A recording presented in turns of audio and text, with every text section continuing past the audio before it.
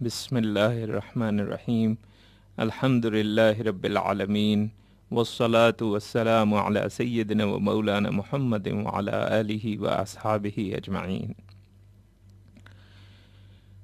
جہت اسلام کا اگلا رکن حج ہے، اور جیسا کہ ہم سب جانتے ہیں کہ اگر کوئی صاحب استطاعت ہو تو زندگی میں ایک بار حج کرنا اس پر فرض ہے۔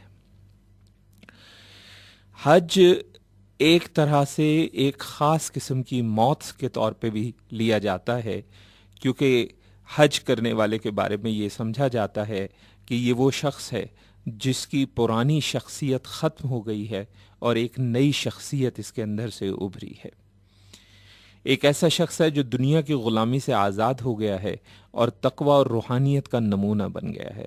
یہی وجہ ہے کہ حاجی کا لقب بہت قابل احترام سمجھا جاتا تھا۔ مقاصد جو حج کے ہیں اس میں بہت سی چیزیں شامل ہیں، جیسے مثال کے طور پہ یہ ایک راہ الہی میں قدم رکھنے کی شاندار عبادت ہے، جیسے دنیا کے بکھیڑوں سے نکل کر اللہ کو طلب کرنا اور اللہ سے لو لگانا ہے۔ قرآن موت کو اللہ سے ملاقات کا ذریعہ کہتا ہے، اسی لیے حج کو بھی عام طور پہ ایک قسم کی موت سمجھا جاتا ہے کہ اس میں اللہ سے ملاقات کا ذریعہ ہے، اللہ کو طلب کرنا ہے، اللہ سے لو لگانا ہے، اور پھر اپنی شخصیت میں سے جو منفی خصوصیات ہیں ان کا ختم کرنا ہے اور جو مثبت خصوصیات ہیں اس کا پیدا کرنا ہے۔ اس سلسلے میں شاہ ولی اللہ محدث دہلوی نے ایک قصہ بیان کیا ہے کہ ایک مرتبہ ایک شخص ایک بزرگوار کے پاس حاضر ہوا۔ آپ نے دریافت کیا کہاں سے آ رہے ہو؟ اس نے کہا حج کر کے آ رہا ہوں۔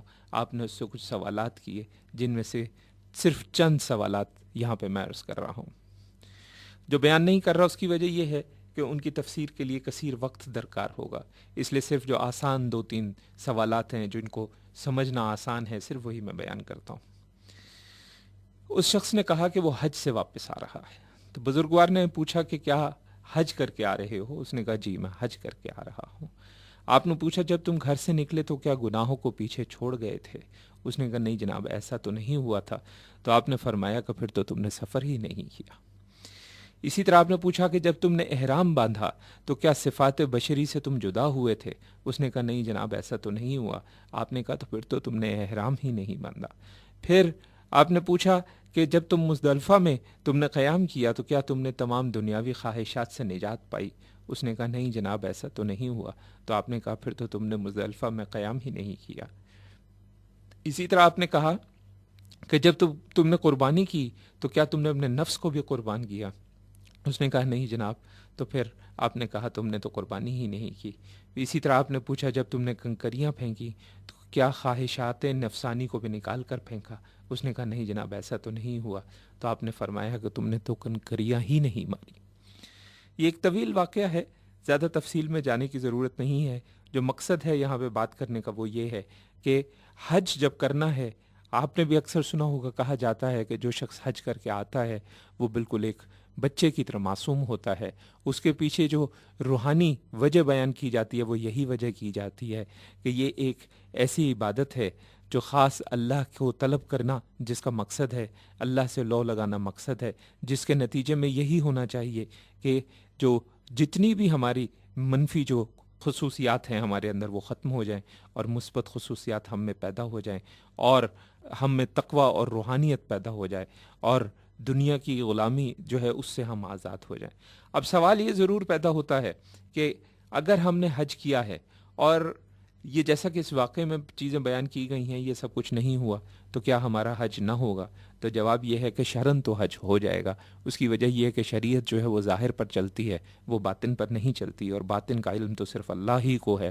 ہاں یہ ضرور ہے کہ اس حج کے روحانی ثمرات ہمیں حاصل ہوئے ہیں یا نہیں ہوئے ہیں یہ بہت آسان ہے دیکھنا، کیونکہ اگر ہم اپنے اندر ایسی کیفیات محسوس کرتے ہیں جو دیر پا ہیں اور جن کی وجہ سے ہماری توجہ تقوی کی طرف ہے، ہماری توجہ جو ہے روحانیت کی طرف ہے اور دنیا کی غلامی سے ہمیں آزادی کا احساس ہوتا ہے، تو پھر تو اس کا مطلب یہ ہے کہ ہمیں اس کے روحانی ثمرات حاصل ہوئے ہیں۔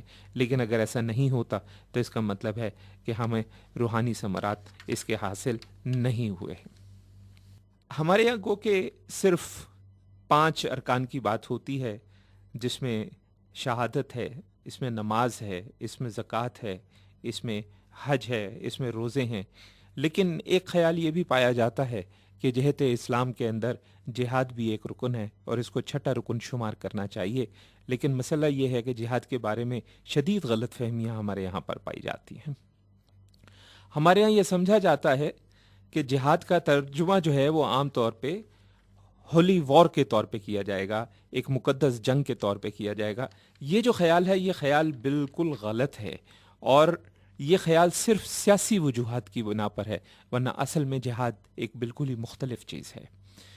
ویسے بھی جہاد کا ترجمہ وار نہیں ہوتا، وار کو اصل میں عربی میں حرب کہا جاتا ہے، جہاد نہیں کہا جاتا، اور قرآن کے اندر بھی یہ لفظ انتہائی وسیع معنوں میں استعمال ہوا ہے، اور جہاں بھی استعمال ہوا ہے یہ لفظ صرف جد و جہد اور کوشش کے معنوں میں استعمال ہوا ہے، ایک ایسی کوشش جو اللہ کی راہ میں کی جائے، ایک ایسی کوشش جو مکمل طور پر فی سبیل اللہ ہو۔ اس سلسلے میں دو تحقیق میری نظر سے گزری ہیں۔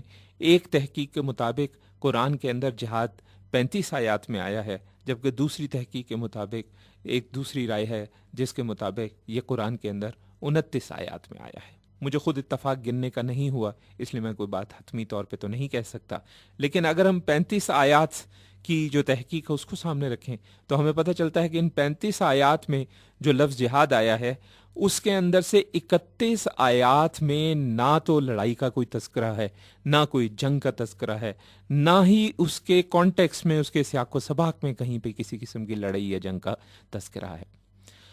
باقی 4 آیات کے سیاق و سباق میں تو تھوڑا سا لڑائی کا تذکرہ آتا ہے، لیکن آیات کے اندر نہیں ہے، اور یہ جو جنگ جس کا تذکرہ ہے یا جس لڑائی کا تذکرہ ہے یہ بھی ایک جائز لڑائی کا تذکرہ ہے، یہ عام لڑائی کا تذکرہ نہیں ہے۔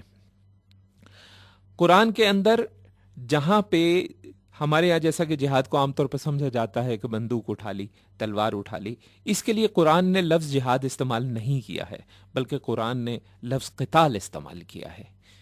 تو اب یہ ذہن میں رکھیں کہ جیسا کہ مثال کے طور پہ اس کو اس طرح سے دیکھیں کہ یہ جو قتال کا لفظ استعمال ہوا ہے یہ بھی زیادہ تر دفاعی لڑائی کے معنوں میں استعمال ہوا ہے، دفاعی جنگ، ڈیفینسو وار کے معنوں میں استعمال ہوا ہے، اور اس کے ساتھ بھی اگر اس کا سیاق و سباق دیکھا جائے اور اس کی تفصیل دیکھی جائے تو ہمیں معلوم ہوگا کہ یہ بھی صرف اس وقت جب ایک اسلامی ریاست قائم ہو چکی تھی تب اس کی اجازت ملی، اس سے پہلے اس کی بھی اجازت نہیں تھی، جیسا کہ قرآن مجید میں سورہ الحج کی آیت 39 ہے، یہ سورہ البقرہ کی آیت 190 ہے، 190۔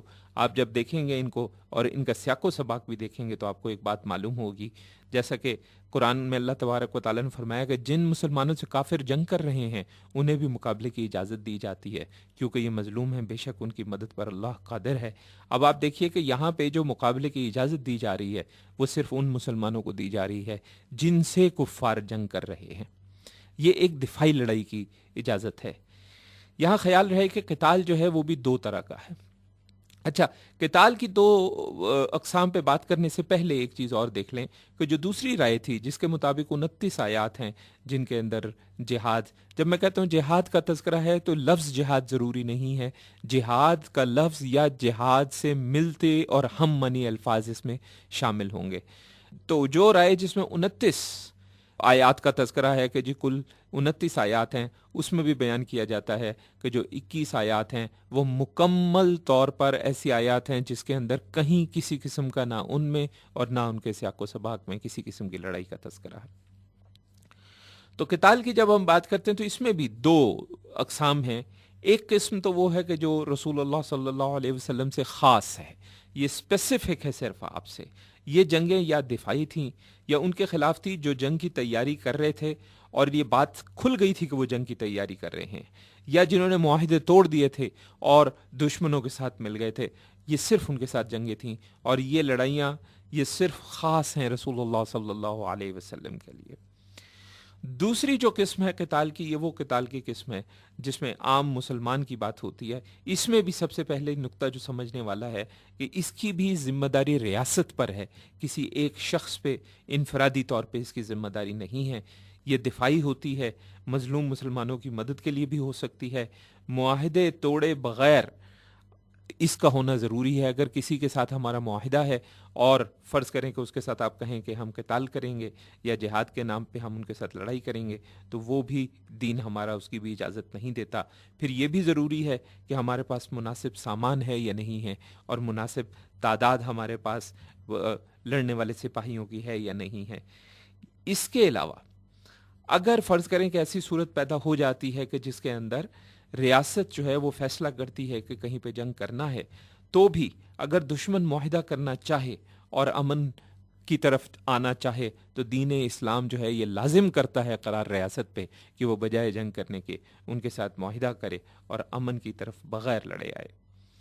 اس میں عوام کو، بے گناہ کو، معصوموں کو، جانوروں کو، فصلوں کو کسی بھی قسم کا نقصان پہنچانے کی اجازت ہمیں نہیں دی جاتی۔ اب یہ سمجھنا ہمارے لیے ضروری ہے کہ اللہ کا راستہ جو ہے وہی ہمارے لیے صحیح راستہ ہے۔ اس کا تعین قرآن اور اسوہ رسول صلی اللہ علیہ وسلم سے ہے۔ اللہ کی مرضی یہی ہے کہ ہم انسان اس کی راہ میں محنت کریں اور کوشش کریں، اور یہی جد و جہد اسلام کا تقاضا ہے، اور اصل میں یہی جد و جہد جو ہے وہی اصل جہاد ہے۔ منفی رجحانات کے خلاف سرگرمی، اچھا مسلمان بنانے کی کوشش، یہ سب جہاد ہے۔ نماز، زکوٰۃ، روزہ، حج جد و جہد مانگتے ہیں، یہ بھی ہمارے لیے جہاد ہے۔ رکاوٹ اگر ہمارے فرائض کی ادائیگی میں آتی ہے، جس کی وجوہات جو ہیں وہ سستی ہے، بے دھیانی ہے، یا اللہ کی صفات میں سے کسی ایک کو چن لینا ہے اور پھر منطق اور لاجک کی مدد سے اس پہ ڈٹ جانا ہے، اور اس کی وجہ سے یہ کہنا ہے کہ فلاں فرض جو ہے وہ ہمارے لیے ضروری نہیں ہے، اور فلاں فرض ہمارے لیے ضروری نہیں ہے، یا فلاں واجب کی ضرورت نہیں ہے، کیونکہ اللہ تو بہت رحیم ہے، اللہ تو بڑا غفور ہے، معاف کرنے والی ذات ہے، اور اللہ اپنے حقوق تو معاف کر ہی دے گا۔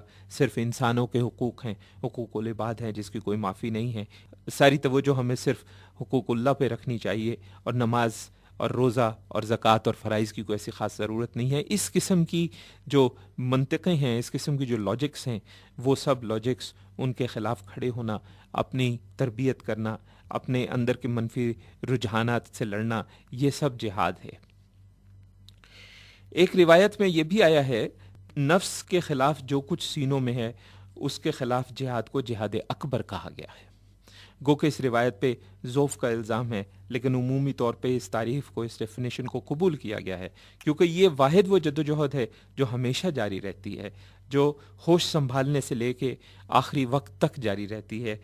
قتال جبکہ اس کے مقابلے پہ کبھی کبھار ہوتا ہے، کچھ لوگوں کی زندگیوں میں تو اس کا موقع ہی نہیں آتا ہے۔ قرآن کی یہ جو آیات ہیں جن میں جہاد یا جہاد سے متعلق یا ہم مانی جتنے بھی الفاظ ہیں ان کا تذکرہ ہے، ان کو اگر اٹھا کر دیکھا جائے تو ہمیں واضح طور پہ معلوم ہوتا ہے کہ جہاد بالکل ایسی کوئی چیز نہیں ہے جس میں کسی قسم کا تشدد ہو، کسی قسم کا وائلنس ہو، کسی قسم کی لڑائی ہو، کسی قسم کا جھگڑا ہو، کسی قسم کی جنگ ہو۔ یہ سب جہاد میں نہیں آتا۔